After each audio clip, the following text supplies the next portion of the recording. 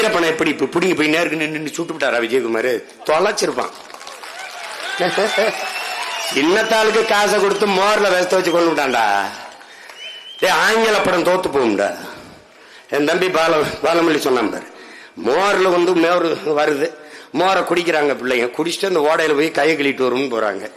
நம்ம ஆளுக்கு முன்னாடி மோர் இருக்கு, கொஞ்சம் மயக்கமா வருது, இந்த மோர்ல ஏதோ தப்பு இருக்குன்னு நினைச்சு நம்ம பிள்ளைய மோரை கழுவிட்டு குடிக்க வேணாம்னு சொல்றதுக்கு திரும்புறான்டா, குடிச்சுக்கிட்டு இருக்காப்லடா.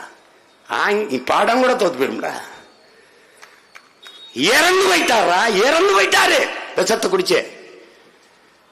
3 நாள் 2 நாள் கழிச்சு ஆடு மேய்க்கிற ஒரு பையன் அனுப்பி அங்க என்ன நடக்குன்னு பாருன்னா, ஆமா ஆள் செத்து கிடக்கணும்னா அப்புறம் போய் இந்த வெண்ணைக்கு பிறந்த வெண்ணமை இங்க அங்க போய் அவரை எடுத்துக்கிட்டு வந்து அந்த மீசையை வெட்டி கொண்டு போய் அந்த இதுல வண்டியில ஏத்திட்டு போயிட்டு சுட்டு ஆட்டு ரத்தத்தை பீச்சு விட்டு ஏமாத்தின பிக்காணி பயிலிடாதீங்க, பேடி பயிலு.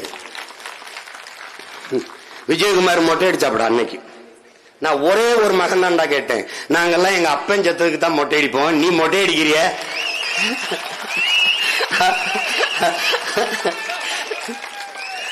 எப்படி நீ மொட்டை அடிச்சிருக்கிய? என்னன்னு கொன்னவை யாரா, கொன்னவை யாரா?